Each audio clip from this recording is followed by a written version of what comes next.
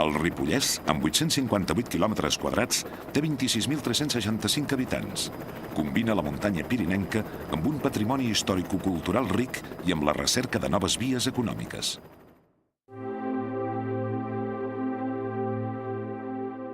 La tradició tèxtil i metal·lúrgica medieval es va enfortir al segle XIX quan es van aprofitar els recursos hidràulics del Ter per donar empenta a una indústria tèxtil que havia de contribuir a la industrialització de Catalunya.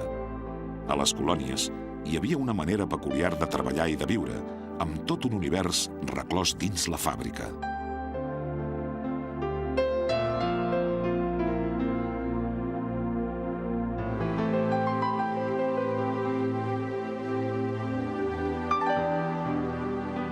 La Sala, o Castell de Vallfogona, ens du fins a les explotacions agràries del segle XI.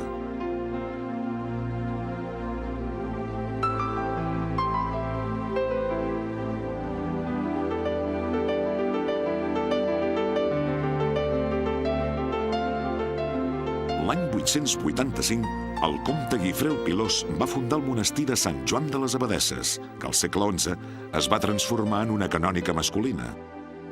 Des dels orígens, tota la vida ha girat al voltant del monestir, de les joies artístiques que s'hi custodien, el grup escultòric del Santíssim Misteri, i de les llegendes que ha generat, com la del comte Arnau, o de manifestacions folclòriques, com el Ball de les Pabordes.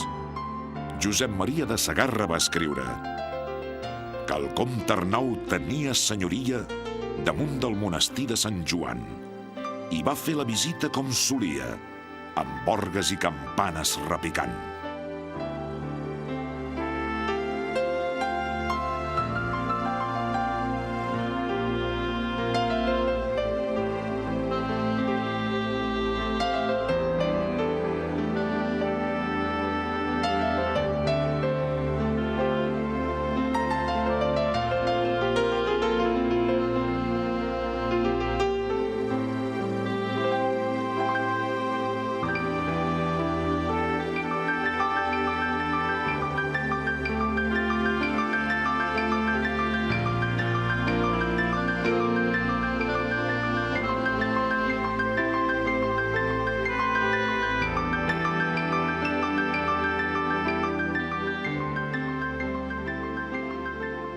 A la vila de Camprodon, al costat del monestir romànic de Sant Pere i del pont del segle XIV, s'hi han d'afegir les construccions modernistes dels estiuejants de finals del segle XIX, les indústries alimentàries, el record del naixement del Benis i els recursos turístics actuals.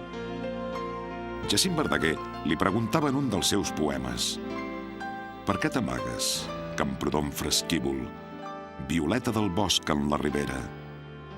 En ton sojorn d'eterna primavera, no vols que sentin tes suaus olors?»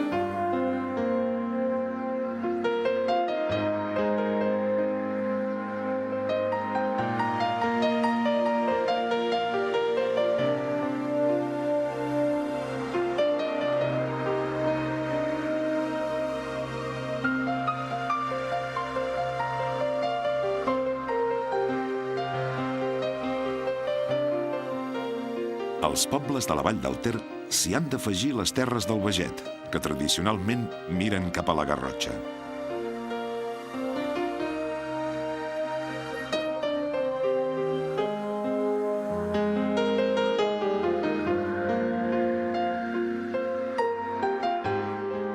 S'hi perfila un conjunt de bellesa singular, tant pel que fa al paisatge com a l'arquitectura romànica.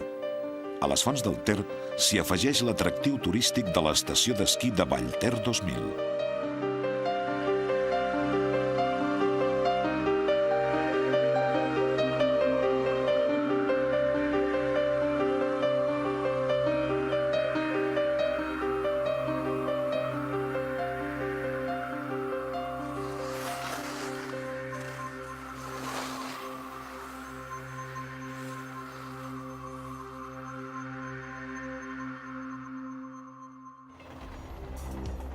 La Vall de Núria. Antic pas per a la transhumància i refugi d'eremites, s'ha envigorit en combinar el pelegrinatge al santuari amb l'excursionisme, el turisme i l'esquí alpí. La inauguració del tren cremallera el 1931 li va donar una bona empenta. L'any 1932 s'hi van reunir els redactors de l'avantprojecte de l'Estatut de Catalunya, l'Estatut de Núria. Joan Maragall va descriure l'atracció de la Verge de Núria en els versos següents. Vers vos avancen incertes per les altes quietuds i els camins desconeguts de les grans serres desertes. Troben rius que naixent van en els regnes dels pastors i ramats escallejant lentament pasturadors.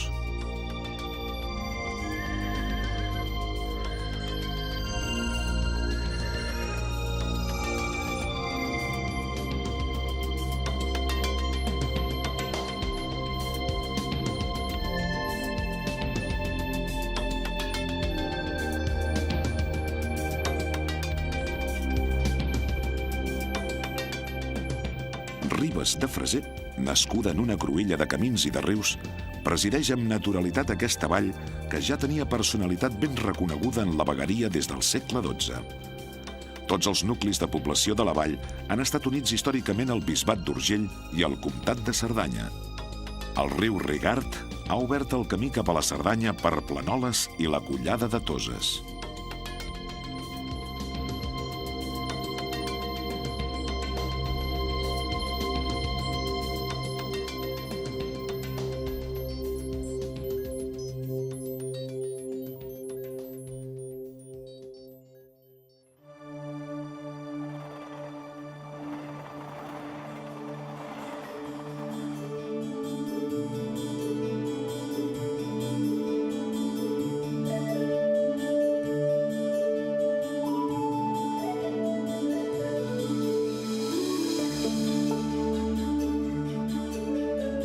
El riu Mardàs s'ha obert pas cap a la vall alta del Llobregat i hi ha perfilat una via de pas tradicional.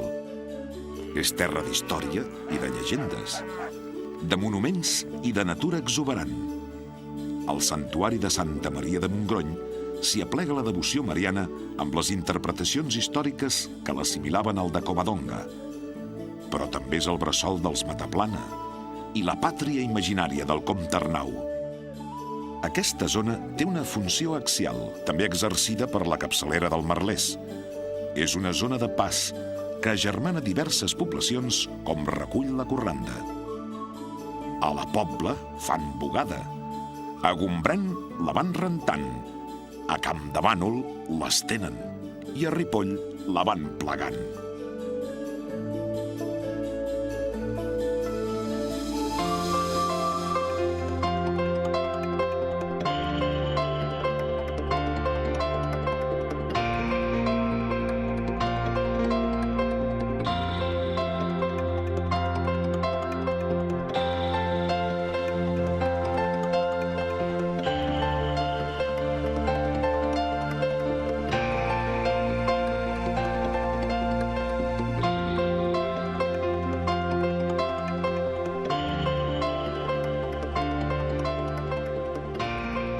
Campdevànol ha enllaçat l'activitat metal·lúrgica medieval amb la indústria moderna. S'hi conserven tradicions com el Ball de la Gala o Dansa de Campdevànol, una dansa que s'hi balla cada tercer diumenge de setembre.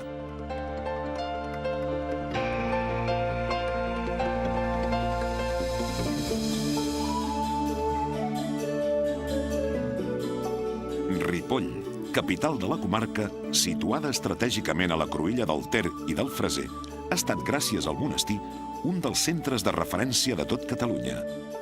Creat pel comte Guifré el Pilós l'any 879, va ser remodelat per l'abat Oliba el 1032 i restaurat per Elies Rogent entre 1886 i 1893. Hi ha el panteó del fundador.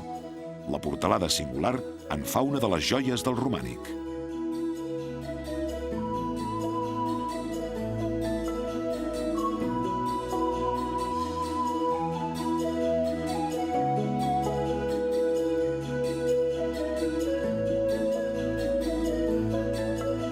El domini baronial del monestir i les fargues i la indústria d'armes ha enllaçat l'esplendor medieval amb la represa de l'activitat del segle XIX i amb l'arribada del ferrocarril i la industrialització. Joaquim Boixés s'hi refereix així. Ripoll és molt gelós de la noblesa amb què el va distingir el comte Guifré i té un orgull la vila ripollesa que aquí, la pàtria, feu son niu primer.